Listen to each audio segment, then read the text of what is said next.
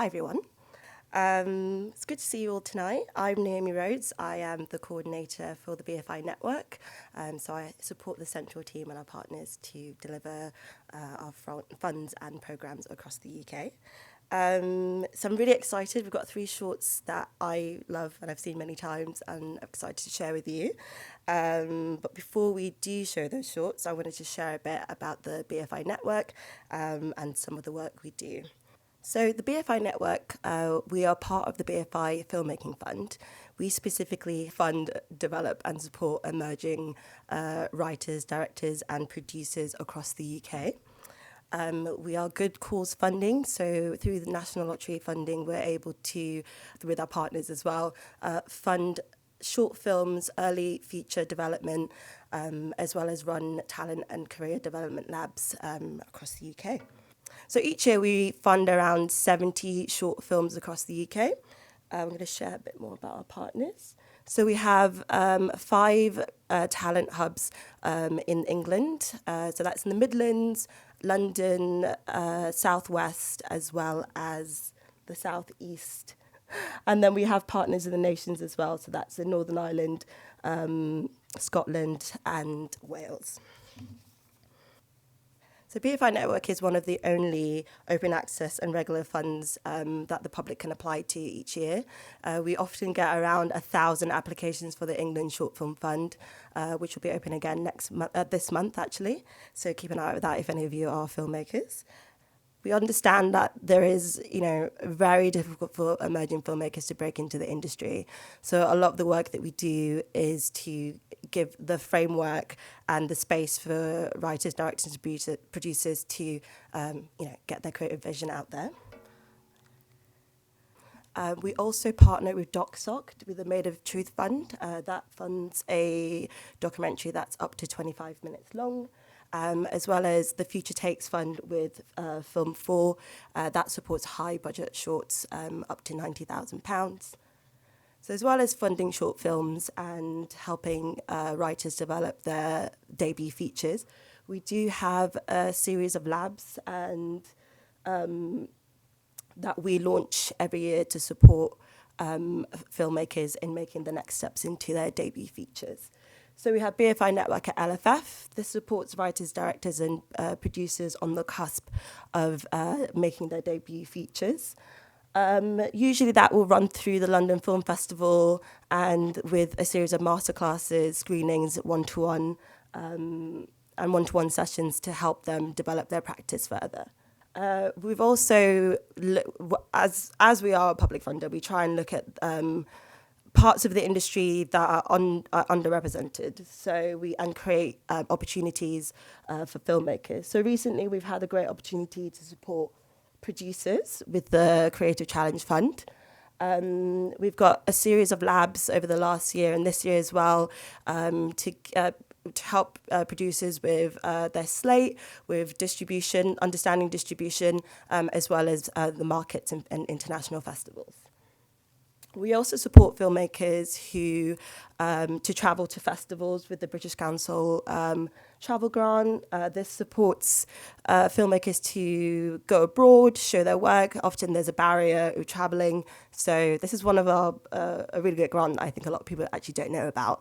But it's a great opportunity for you to get out there, network without the financial burden. So I think what I love the most about working at the BFI Network is we try and look at the industry and see how we can help foster change. And we do that with our using this framework of our core priorities. So when we talk about the core priorities, it's challenging filmmakers that are applying for funding to consider the things to consider how they want to develop the future of filmmaking. One of the core priorities here is equity, diversity, and inclusion. So that's to help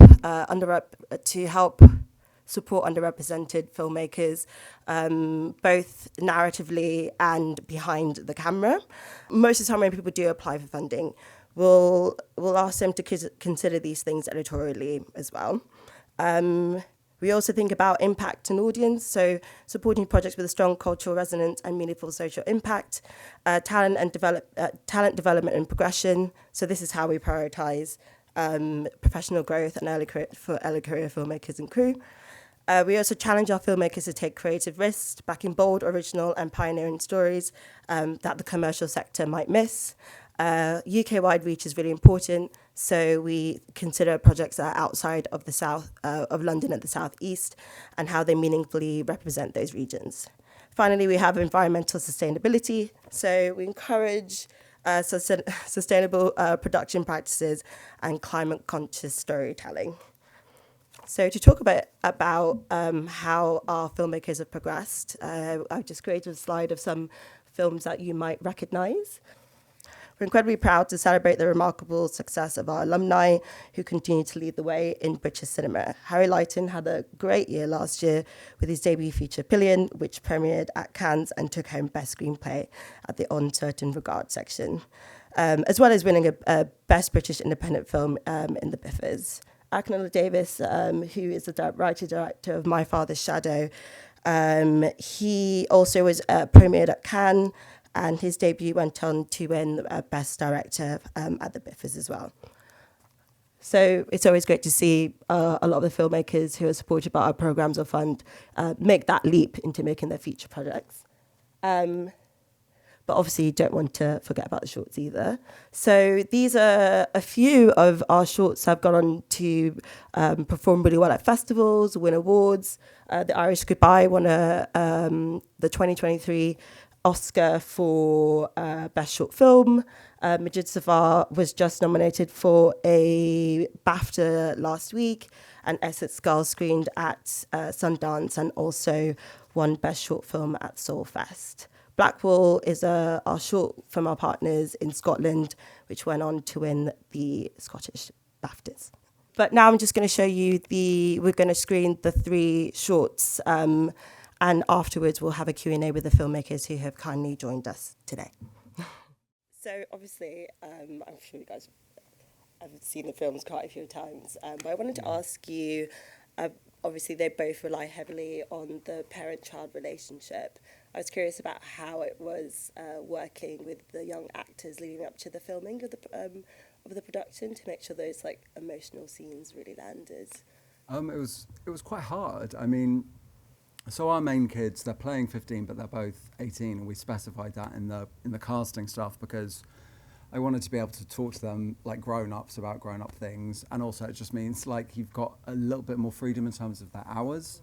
Because when you've got actual children, you're quite restricted, as I'm sure you know, in terms of you can't crack the whip very hard because they've got real restrictions in hours, and that just makes scheduling very difficult. But then in terms of working with them, I mean, we were really lucky in that our kid was he was so great. It was his first film ever, and you could give him about 5 things to do and he'd just take them all on board, and that made life so much easier. The first time we got him on set, I was very, very nervous about how much we would have to get him to hit a lot of things very fast before he was kind of technically done for the day. But he made it just really easy. So I guess the best thing to do is just cast great kids. Yeah, I think that's the massive answer. It's about who you find. And the boy that played Emrys in our film, Tyler Rosher, he'd never been on a set before. He'd never acted before. He'd never... he didn't even know he was interested in it until we kind of came along. So I always shout out to my mum because she's a primary school teacher, and the school that we filmed in, both my mum and dad work at. My dad's the caretaker, my mum's the primary school teacher there. And when she first read the script, she said, this really reminds me of a boy actually in our school. I was like, Mum, we've got a casting director, please, stay me lane.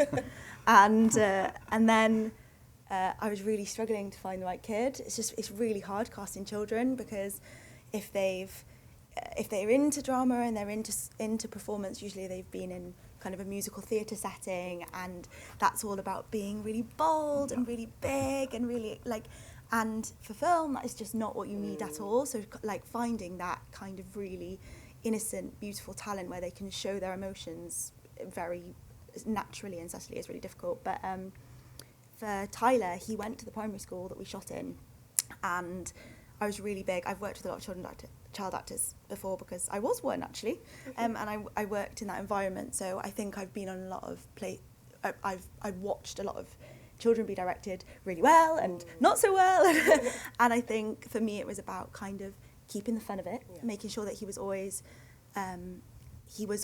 in a kind of magic world that he could stay in. We kept him playing, whether he was off set with his chaperone or whether he was on set. It was all about kind of keeping things playful and really having him trust the people that he was working with. So our two lead actresses in the film were amazing with him and really took care of him and held him, and I think that's just creating that environment where they feel really safe is really important. Yeah, because then you see that on screen as well. Oh my gosh, absolutely. Those relationships, by the time we were kind of into it, they were so real, because I'd given them some time pre-filming to be in a room together, to play together, not doing anything to do with the film, just to build those relationships so they could sing on screen. Yeah. Well, look, your mum could be a casting director. I know, I think she's got another calling. It's been great to see the journey of the films. Emily was at London Film Festival, same with Yellow Bucket last year. Nominated for Welsh BAFTA as well, and it'll be in Flare next. No next BAFTAs month. for us, alas. I guess I was curious about the audience reception. Was it like anything that surprised you, or like what was that journey like personally, getting from like filming to the big screen? I think the most surprising thing for me is how nervous I am every time I watch it with an audience. It's like you're taking your baby to like a cute baby competition, and they're gonna like tell you how cute your baby is. It's really, my little heart just beats so fast, and especially because it's a comedy, you get kind of, it's a difficult play in a kind of not full room, and you get kind of live feedback. So for example, we were at this festival in Berlin, and it played after a very, very heavy, serious film.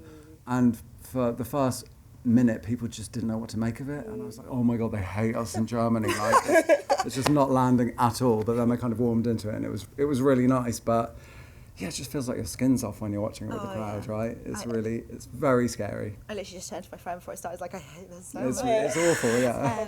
It's really exposing, yeah. I think, for me, I think I don't, you get, obviously everyone just says nice things about your film to your face, which is really nice. If you want to give me compliments at the end, please do, I need it. But I think, for me, I really loved that this film is set in Wales. It's got a majority Welsh crew, and it's a Welsh short film, and I think when people think about a Welsh film, it often involves farms or sheep or people in some kind of very rural community, and it's all dark and gloomy, and not all of them, some of them are really brilliant, and they all have their place as well. But I was really passionate about it being a Welsh film that maybe didn't look like all the Welsh films we're used to, and showed Welsh faces that we weren't used to seeing on screen. And I think I've been very happy that audiences have been able to experience that and see a different part of Wales, which is more urban and is more like what I know. Yeah. That comes across. But I also wanted to ask about the filming process. Obviously, BFI Network funded films. Leading up to production, was there anything that surprised you? Like, if you could go back and be like, as a writer director, like, I feel like this is always a challenging question. Yeah, I wouldn't have put a dinner scene in there, because we could only afford like one day of rehearsal. We spent like 3 hours of it doing like plate choreography. So I was just like, I kind of want you guys to bond as a family, but just I'd never done one before, and I just didn't realise how difficult it was going to be just to kind of get sort of continuity and eye lines and that kind of stuff that you really don't want to be kind of bogged down with. So just little things like that, kind of you write it because it just feels right in the moment, and it's, you know, it's free when you write it down just like on a laptop. But then when you actually have to go through with it, you suddenly realise how painful it's going to be, like in person. Yeah. So there's lots of little kind of battles like that, I suppose, in pre-production. What about you? I don't know, like, just how quickly the time goes. Yeah. It's like everything goes so fast, and like I love being on set. It's my happy place. But I think those 4 days that we had just like flew by so quickly. But I think also I was surprised about how much came out of the filming process I didn't expect. So like there is so much in that film that I never thought I'd get on, that wasn't even on the paper. It wasn't something I conceived of, because the actors and the crew and everyone brought so much to it that suddenly I was going, oh my God, that's a crew. Yeah, let's do that.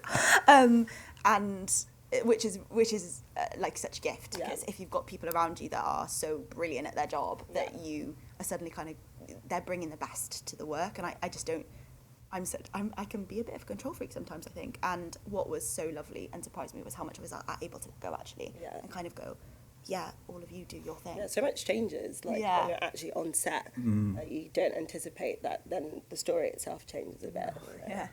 There's loads of surprises, and kind of, you're like, if you've got a nice cast and crew, like they can really carry you through kind of difficult times. Like that was a massive thing for me. It was just how much, like, because we had a 4-day shoot as well, and one of the days I just kind of freaked out a little bit, and they basically just had to kind of step in and just pull me through. And it was, I sort of didn't expect it to just be such a sort of lovely, it's great, caring environment. As a writer-director, you're kind of there, and you know, all the pressure's on you, but then Feels you like need a lot of all the pressure. answers. Yeah, exactly. People ask you a question, like, I don't know. But so really. it's good to hear that the crew was like really supportive. Yeah. Oh, totally, because, Oh, sorry. And you also can't go back. Like, I think there's, like, by day 4, you're shooting something, you're like, I've got this now, I know what I'm doing. Can we go back to day 1 and start again? Because I do that differently. I've warmed up now, I'm feeling well. And then I had some individual questions for both of you. So I think Yellow Bucket is a really strong comedy. Both like balances like the really heavy-hitting, emotional themes of like truly accepting yourself, even when your family does. I guess I wanted to ask, why did you use comedy and kind of absurdity to kind of tell this story? I think there's no way to sell that premise without it being kind of absurd. Like, it is quite a stupid premise, really. And I mean, it is like precisely built to kind of test this family on the one thing you want to test them about. But I just find, even in like the most serious circumstances, everyone's kind of funny. Like, I make jokes in the most dire circumstances, and I suppose my love language is like teasing. Like, I communicate with a lot of people by like being quite unkind to them. And I think I would really struggle to write anything that was just like straight down the line serious. But I think it's a nice release. I think if you're kind of, I think part of it's maybe like if you've manipulated an audience into like feeling something bad, I sort of feel like, I'm sorry about that, like, here's a joke for free. It's fun to kind of, if you want to get your sordid little agenda out to a crowd, it's nice to kind of make it fun, I think. So comedy's a good way to do that, I reckon. I thought it was really hilarious. Thank you. And Emily, obviously you're an actor. I wanted to get your perspective of what it felt like from being in front of the screen to then being, behind the screen. How did, acting influence who you felt or you wanted to be as a director? I think I've been really lucky that I've been on lots of different sets and I've worked in lots of different environments, and you really notice how much control that director has over how everybody's feeling and over the energy that comes onto a set. And me and my producer Laura, the main aim we had in making this film was making sure that everyone was really comfortable, had an amazing time and walked away from it, like, without a shed of kind of anxiety over the time that they'd had, because sets are naturally really stressful places. Your time is short, you haven't got enough money, everyone's busting a gut to get everything done, like everyone's stretched. It's the way that all sets are since the beginning of time, it feels like, unless you're working on a Marvel, but even they seem stressed. And I think, so yeah, for me, above the kind of like making it look beautiful and working with the actors and everything else, like my one aim was to make sure that everyone had an amazing time. And I think because of that, everyone brought their best work, and the actors in this, like, they just loved each other, and we all just had a really great time. And I think, yeah, that was the main thing I wanted to bring to it. And trusting the actors as well. I think I know what people can be capable of when you give them the space to be able to really live in something and be together. So yeah, giving them that extra take, even though you've got someone kind of going. First aid, like. Yeah, like just hopefully giving them that little bit of space. Yeah. Thank you. I guess my final question, just because I know we've got filmmakers in the room as well. What advice would you give, like, first-time or early career filmmakers before they start, like, before making their first short themselves? About 1,000 things. I think most important is just, like, the script is king. I think it's really important to, especially if you're like coming to the BFI with something, just be really like super happy with your script and make sure it's something that you want to make. Like, I spent quite a lot of time in my very early career just writing what I thought was expected of me. So I was trying to write these really like heavy European dramas, and that's like not me whatsoever. And they were rubbish because I just wasn't really, it wasn't where my heart was at, and it wasn't until I first wrote something that was kind of stupid that it seemed to kind of land and connect. And then you just got to like do it as much as possible. I know it's kind of so difficult to, it's so much easier to say because it's an incredibly expensive medium to be working in. I mean, if you're into watercolors, do that instead. Like anything else is so prohibitively expensive. But if you can, the most you can do, like the better. Like, I've learned so much, and I've only had like in total 6 days of directing experience, which is wild, because you just don't get to do it that much. And you're actually thrown onto the set. You're just suddenly on set, and everyone's wildly more experienced than you, and you're kind of like the boss. You feel like such a fraud. So the more you can do, the better you get, and the more you learn. Like, every single shoot is a learning experience, no matter how like big or small. So the more you can do, just do as much as you can, and then just work really hard on the writing element, because that's, I think, the key. I think I like to piggyback onto that, but like also, like, I think I put off directing for a really long time because I thought I wasn't ready, and I thought that I didn't know enough, and I didn't have any of the technical stuff, and like I wouldn't know. I told myself that I didn't know enough, and I now know that I probably made a better film because of the time I'd had. But at the same time, you don't need to know everything.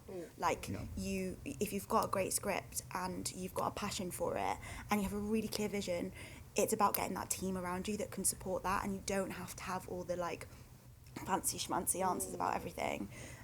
Because if you can see it, other people will be able to see it. And I think like the being brave element and just like putting yourself out there a little bit, maybe even a bit before you feel ready to, is just so important. Because I think there are so many people that aren't making films at the moment that should be. And I think, it would be great if those people had the opportunity to, and part of having the opportunity is putting yourself out there, unfortunately. As scary as it is. Yeah. That's brilliant. Thank you guys so much. I don't know if there are any audience questions.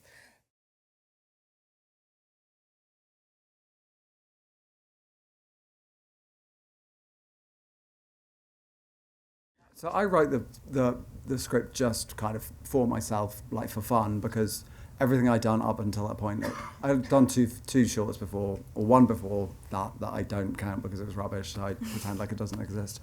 And they'd always just been like two people talking in one room because that's all I could afford, and this was like 6 people talking in like 2 spaces, so wildly too expensive for me. So I just wrote it like for fun, put it in a drawer. And so there wasn't really a lot of kind of development in that.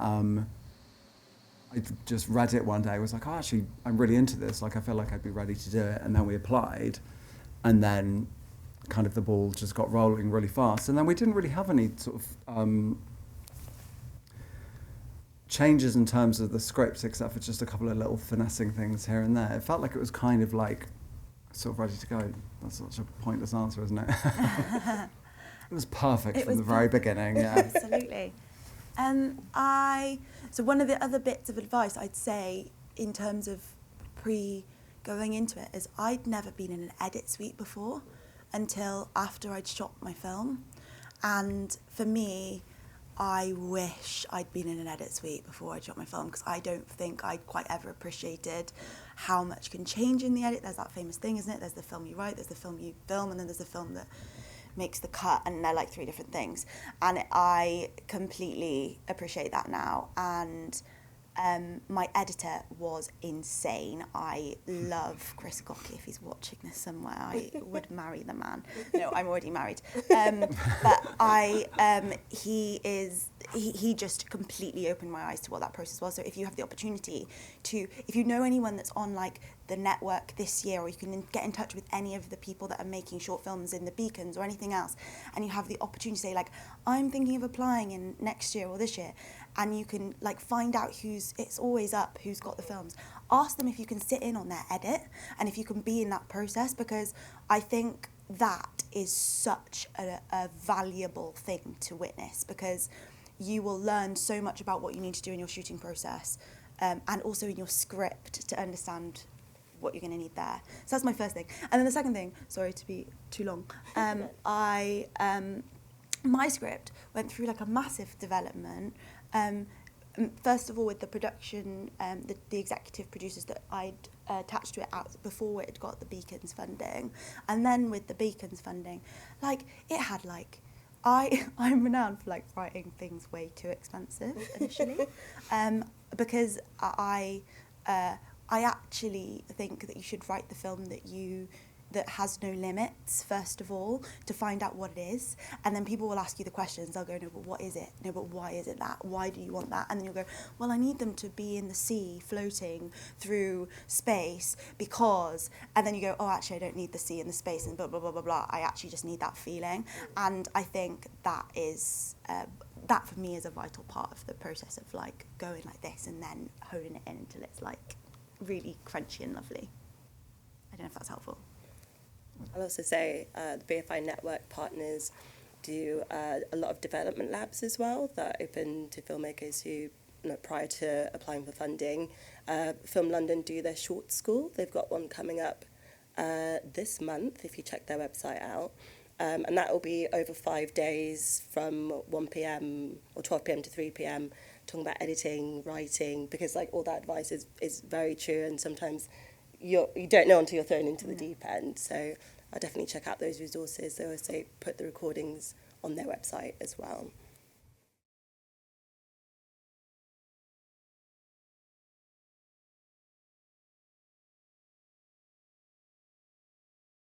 So my producer's Caroline, he's just up there, looking a bit sheepish. We met on a drama course about 10 years ago, and we were in a circle saying what we do, and she said something about production. I was like, I'm going to talk to her afterwards, like I've got a thing to pitch her.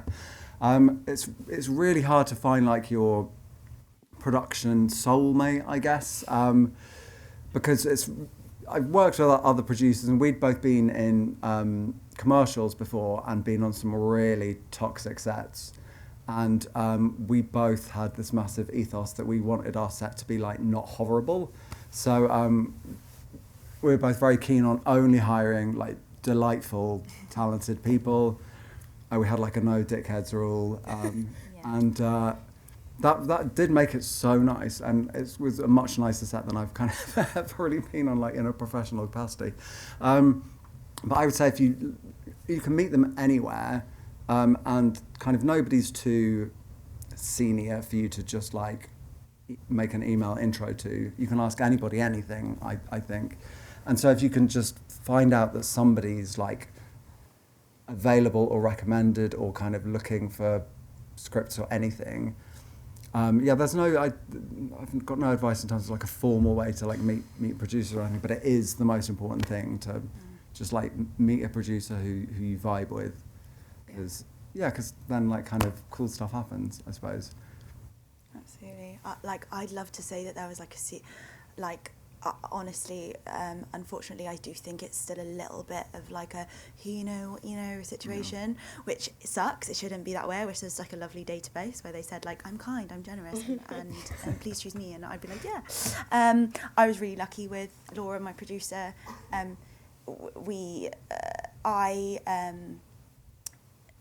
Long-winded story. Like I'd connected with another writer-director who introduced me to Craig Roberts, who became the exec producer on this with his production company Cliff Edge. And that was just a really lucky chain of events where the script got put into the right hands. And then Laura was working for the production company in production, but in a lower level at the time. And I really distinctly remember us being on a Zoom together, all of us, really early stages, and the execs going, Laura, I think this will be a good one for you to produce. And we got put together, really. But we were so lucky that they did that, because she ended up, she is now one of my best friends that I can't live without. And we hold each other's hands through everything, including childbirth.